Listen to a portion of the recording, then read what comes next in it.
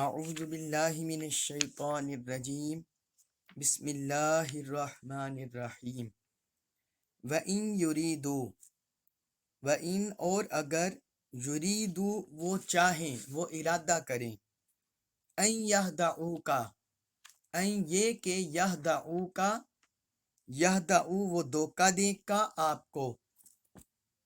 ان یہدعوکا یہ کہ وہ آپ کو دھوکہ دیں فَإِنَّ تو بے شک حسبک اللہ حسبہ کا کافی ہے آپ کو حسبہ کافی ہے کا آپ کو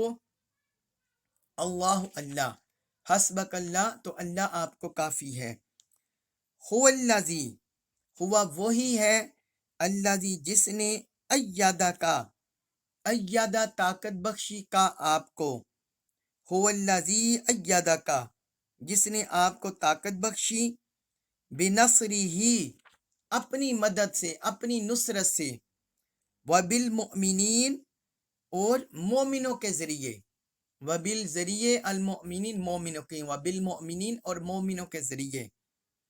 هو الذی ایدک بنصرہ وبالمؤمنین وہی ہے جس نے آپ کو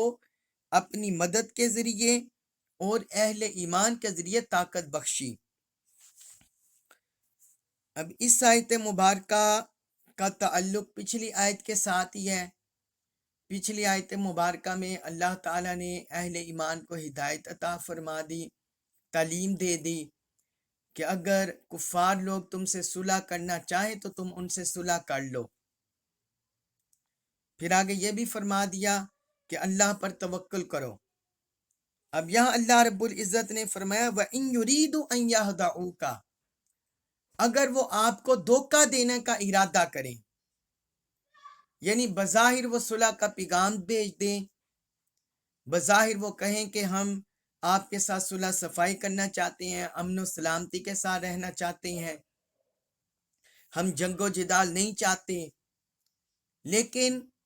پس منظر میں وہ مسلمانوں کے خلاف دھوکہ دہی کریں، مسلمانوں کو دھوکہ دیں اور مسلمانوں کو دھوکہ دینے کا ارادہ کریں، انہیں نقصان پہنچانے کا ارادہ کریں۔ اللہ رب العزت نے فرمایا اگر انہوں نے اس طرح کا ارادہ کر لیا آپ کو دھوکہ دینے کا، تو فرمایا فَإِنَّ حَسْبَكَ اللَّهُ تو بے شک آپ کو اللہ کافی ہے۔ یعنی یہ سارے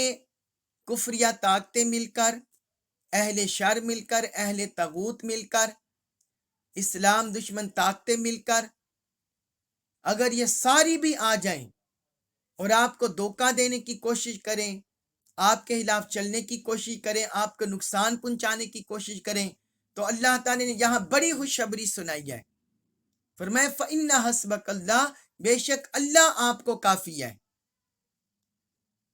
ان کے دھوکے کے مقابلے میں، ان کی سرکشی کے مقابلے میں اور ان کے فتنہ اور فساد کے مقابلے میں اللہ آپ کو کافی ہے۔ تو اس میں اللہ تعالی نے حضور صلی اللہ علیہ وآلہ وسلم کو خوشخبری سنا دی کہ اللہ تعالیٰ آپ کے ساتھ ہے،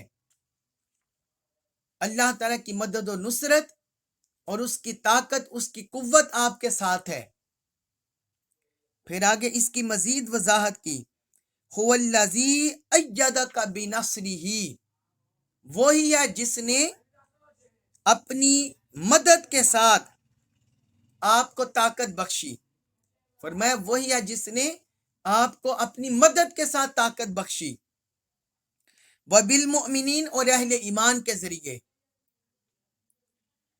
یعنی ابھی اس صورت میں ہم جو پیچھے پڑے ہیں غزوہ بدر،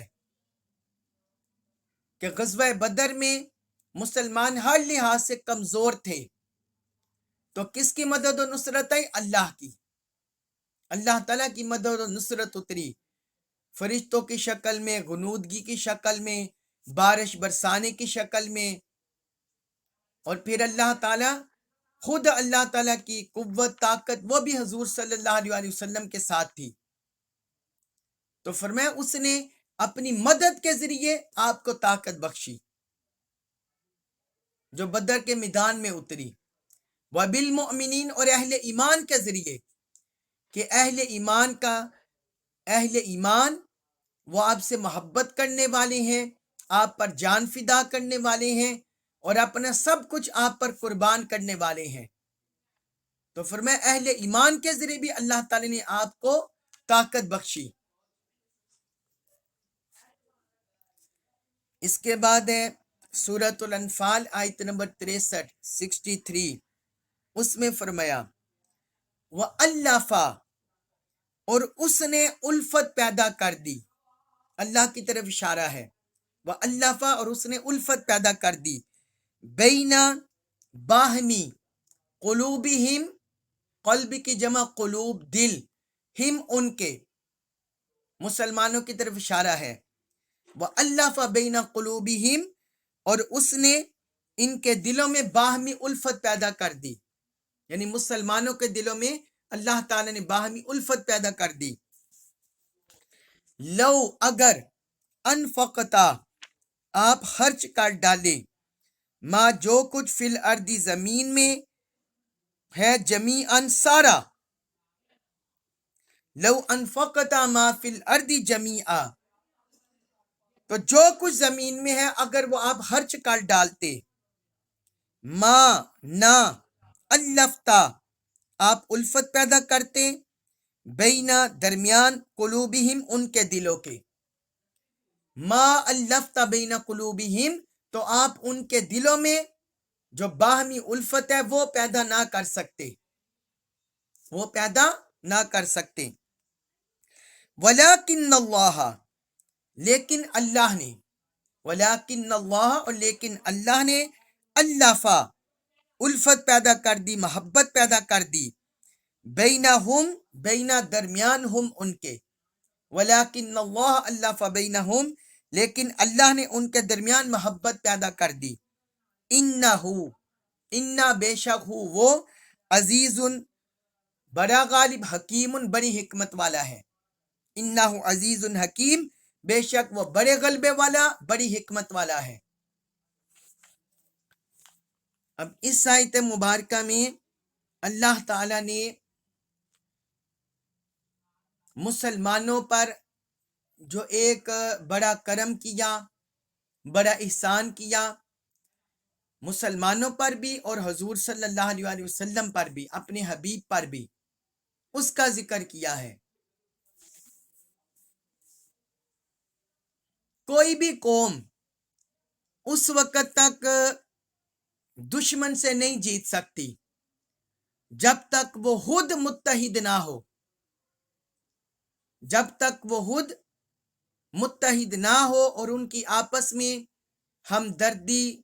محبت، الفت یہ ان کے درمیان میں نہ ہو۔ اگر کسی قوم کے اندر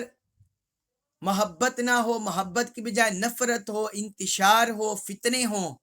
تو پھر وہ اپنے دشمن پر غلبہ نہیں پا سکتی۔ کوئی بھی قوم اپنے دشمن پر اسی وقت غلبہ پاتی ہے جب وہ باہمی طور پر خود مضبوط ہو، خود ان کے درمیان آپس میں تعلق ہو، محبت ہو، الفت ہو، ایک دوسرے کا احساس ہو۔ آپ یہ دیکھیں کہ ابھی جو جتنے بھی اسلامی ممالک جو ان ایک دو اشروں میں جو تباہ و برباد ہوئے ہیں، افغانستان کو دیکھ لیں، عراق کو دیکھ لیں، شام کو دیکھ لیں، لیبیا کو دیکھ لیں، یہ سارے اسلامی ممالک یکدم کسی بیرونی طاقت نے ان پر حملہ نہیں کیا اور انہیں تباہ و برباد نہیں کیا، بلکہ وہ پہلے انہوں نے بنیاد ڈالی کہ مسلمانوں کو اندر سے کمزور کیا، مسلمانوں کو اندر سے توڑا، ان کے درمیان تفرقہ، انتشار پیدا کیا۔ تو کسی بھی قوم کے درمیان اتحاد پیدا ہو جانا، یگانگت پیدا ہو جانا، محبت و الفت کا ماحول پیدا ہونا، یہ کسی بھی قوم کو پروان چڑھانے میں بنیاد کا کام کرتے ہیں۔ تو یہاں اللہ رب العزت نے اہل ایمان کے درمیان اسے ہشت اول جو بنیاد بنی اس کا اشارہ کیا ہے. فرمایا وَأَلَّفَ بَيْنَ قُلُوبِهِمْ، اور اس نے ان کے دلوں کے درمیان الفت پیدا کر دی، مسلمانوں کے دلوں کو جوڑ دیا، مسلمانوں کے دلوں کو ملا دیا، آپس میں ان کے درمیان میلان پیدا کر دیا. آگے فرمایا لو انفقت ما فی الارض جمیعا، اگر آپ جو کچھ زمین میں وہ سارا خرچ کر ڈالتے، یعنی لوگوں کو جوڑنے کے لیے، انہیں ملانے کے لیے، ان کے درمیان محبت پیدا کرنے کے لیے، اللہ تعالیٰ نے فرمایا سارا مال اسباب آپ خرچ کر ڈالتے. کیونکہ اس طرح بھی دنیا میں ہوتا ہے نا کہ لوگ فتنے ختم کرنے کے لیے مال خرچ کرتے ہیں، اپنے مفادات حاصل کرنے کے لیے مال خرچ کرتے ہیں، لوگوں کو جوڑنے کے لیے مال خرچ کرتے ہیں. لیکن ایسا کوئی بھی عمل پائیدار نہیں ہوتا. جب مال کا نشہ اترتا ہے تو پھر انسان اپنی فطرت کی طرف آ جاتا ہے، پھر اپنے مفادات کی دوڑ لگ جاتی ہے، اور وہ جو عارضی فائدہ ملتا ہے وہ ختم ہو جاتا ہے. اس لیے اللہ رب العزت نے فرمایا اگر جو کچھ زمین میں ہے آپ وہ سارا خرچ کر ڈالتے، ما الفت بین قلوبہم، تو آپ ان کے دلوں کو نہ جوڑ پاتے، آپ ان کے دلوں کے ان کے دلوں میں باہمی محبت پیدا نہ کر پاتے، پیدا نہ کر سکتے. کیونکہ ہر کوئی مال کے پیچھے تو نہیں بھاگتا، اور مال کا نشہ بھی عارضی ہوتا ہے.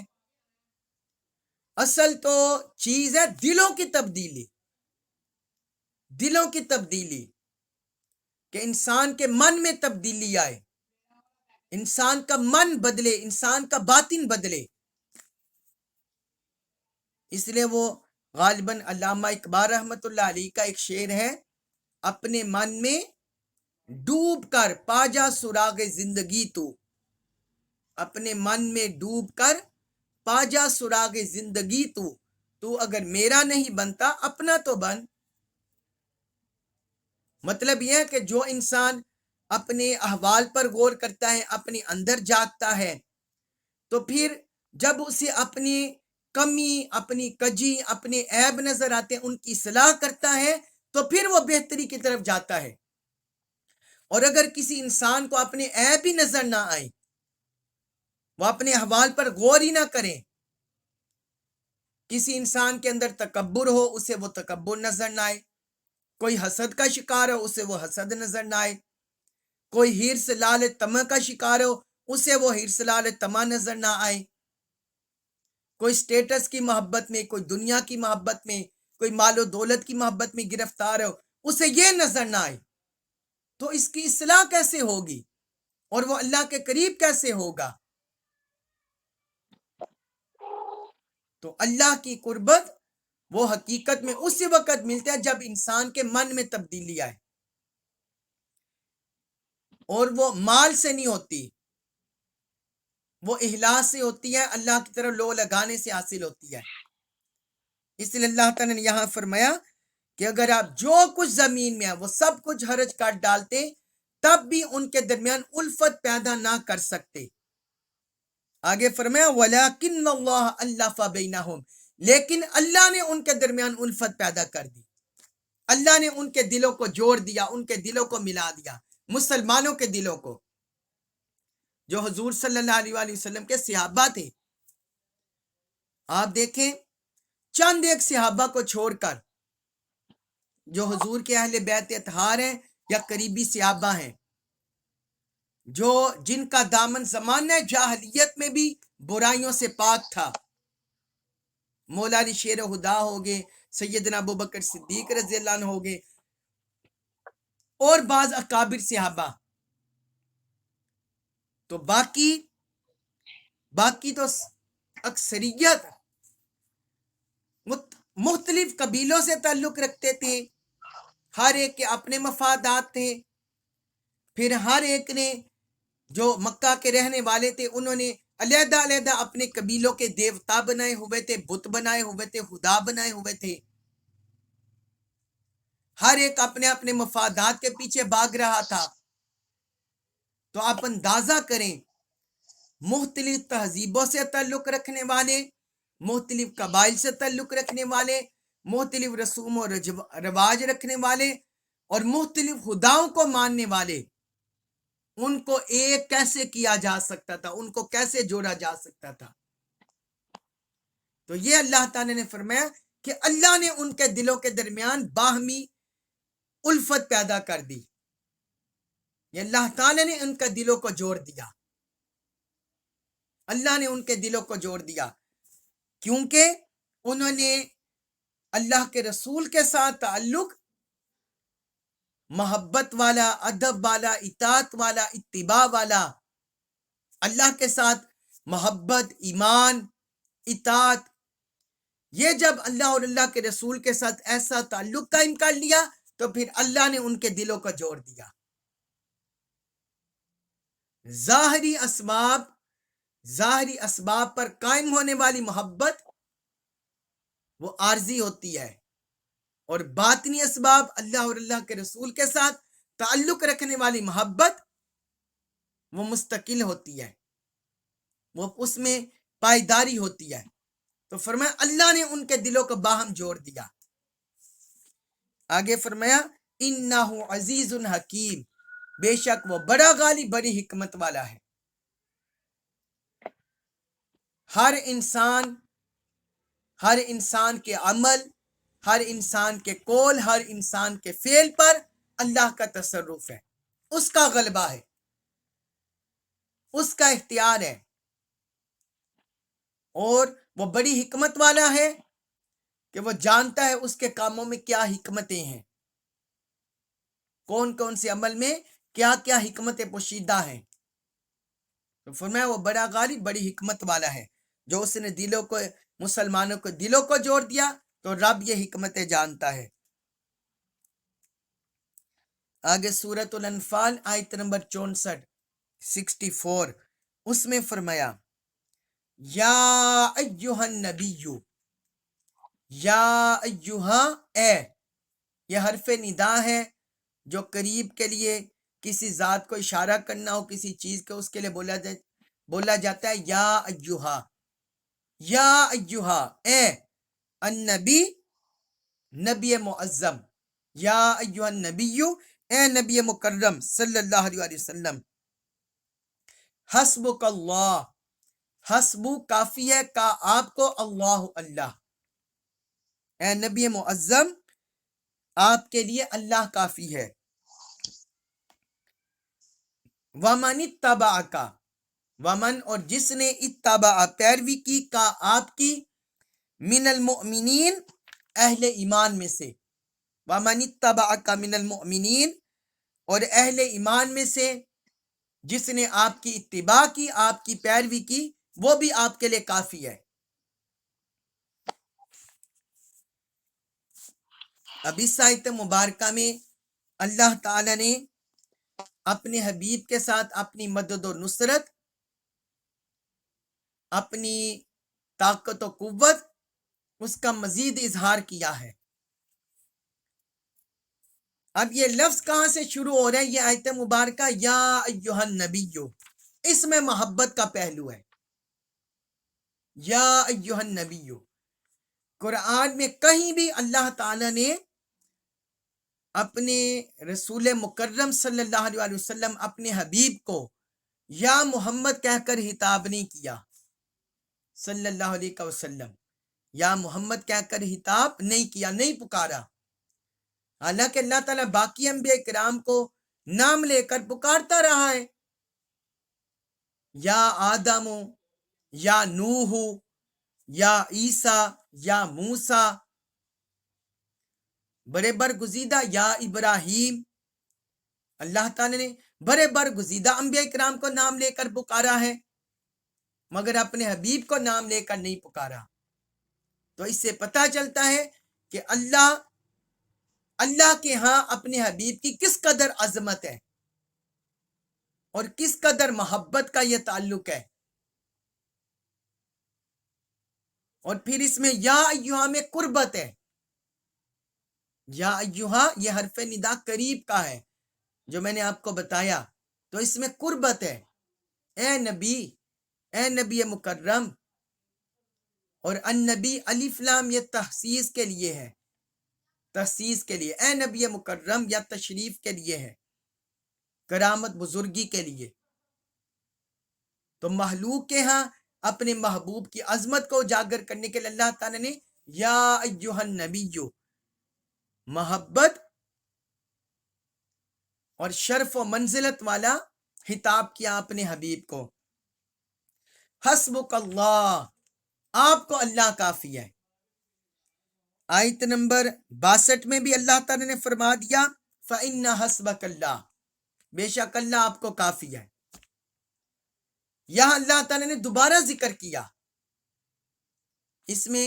تاکید پیدا کرنا بھی مقصود ہے اور اللہ کی مدد و نصرت جو اللہ کے رسول کے ساتھ ہے اس کو بھی بیان کرنا مقصود ہے. تو فرمایا حسبک اللہ، آپ کو اللہ کافی ہے. جتنے بھی یہ اسلام دشمن طاقتیں، طاغوتی طاقتیں، سرکش قوتیں، شیطانی طاقتیں جتنا مرضی آپ کے خلاف پراپوگنڈا کریں، مذموم حرکات کریں، اسلام کو دھوکہ دینے کی کوشش کریں، آپ کو دھوکہ دینے، فرمایا حسبک اللہ، اللہ آپ کو کافی ہے. وہ ان سب کے لیے کافی ہو جائے گا. آگے فرمایا وَمَنِ اتَّبَعَكَ مِنَ الْمُؤْمِنِينَ، اور اہل ایمان میں سے جنہوں نے آپ کی اتباع کی، آپ کے پیچھے چلے، آپ کا کلمہ پڑھا، آپ کی پیروی کی، فرمایا وہ بھی آپ کو کافی ہے. یہاں ہم یہ دیکھیے کہ حقیقی مدد و نصرت اللہ کی ہے، لیکن حسب و کامے کفایت کرنے میں اللہ تعالیٰ نے حضور کے پیروکاروں کو بھی شامل کر دیا. بعض لوگوں کو مسلمانوں کے اندر یہی سمجھ نہیں آتی، وہ اہل اللہ صالحین اور نیک لوگوں کی سنگت، ان کی مدد و نصرت، ان کا وسیلہ، اس کو وہ شرک کہہ کر نظر انداز کرتے ہیں اور شرک کے فتوے لگاتے ہیں. جب بندہ قرآن پڑھے تو اسے اس پر حقیقت آشکار ہو جاتی ہے کہ اللہ تعالی حقیقی مدد کرنے والے وہی ہے، حقیقی کافی وہی ہے. جب اللہ تعالی نے اپنے رسول کو فرما دیا کہ میں تجھے کافی ہوں، میں آپ کو کافی ہوں، تو آپ بتائیں کیا کسی اور کے کافی ہونے کے کہنے کی ضرورت پڑتی ہے؟ نہیں پڑتی. لیکن چونکہ دنیا اسباب پر قائم ہے اور اللہ تعالی نے جس طرح ظاہری اسباب قائم کیے اسی طرح باطنی اسباب بھی ہیں. جس طرح ظاہری اسباب ہیں اس طرح باطنی اسباب بھی ہیں، جس طرح ظاہری قوتیں اس طرح باطنی قوتیں بھی ہیں. اس لیے اللہ تعالی نے فرمایا اے حبیب آپ کو اللہ کافی ہے اور جو اہل ایمان آپ کی اتباع کرتے ہیں وہ بھی کافی ہیں. یعنی جس جگہ آپ اللہ کا کلمہ سر بلند کرنے کے لیے کھڑے ہو جائیں گے، اللہ کا پیغام پہنچائیں گے، تبلیغ کریں گے، تو اللہ تعالیٰ کی مدد و نصرت آپ کے سامنے حال ہوگی. اور جو اہل ایمان آپ کی اتباع کریں گے وہ بھی اپنی جانیں آپ پر نچھاور کریں گے، وہ بھی اپنی جانیں آپ پر فدا کر دیں گے، ان کی مدد بھی آپ کو مل جائے گی. تو اللہ رب العزت نے یہاں اپنی حقیقی حسب کا، اس کا کافی ہونا اس کا بھی ذکر کیا، اور مؤمنین متبعین کا کافی ہونا اس کا بھی ذکر کیا. اللہ کی جو مدد و نصرت ہے وہ حقیقی ہے، دائمی ہے، مستقل ہے، اور جو اہل ایمان کی ہوتی ہے وہ اللہ کی اجازت سے، اس کے اذن سے ہوتی ہے اور اللہ کی مدد کے تابع ہوتی ہے. یہ فرق ہے دونوں مدد میں. اللہ تبارک و تعالی ہمیں ہر طرح کے فتنوں سے محفوظ فرمائے، ہمارے ایمان کی حفاظت فرمائے، ہمیں قرآن مجید کا کامل فہم نصیب فرمائے اور ہمیں اس پر عمل پیرا ہونے کی توفیق عطا فرمائے۔ وما علیہ الا البلاغ المبین۔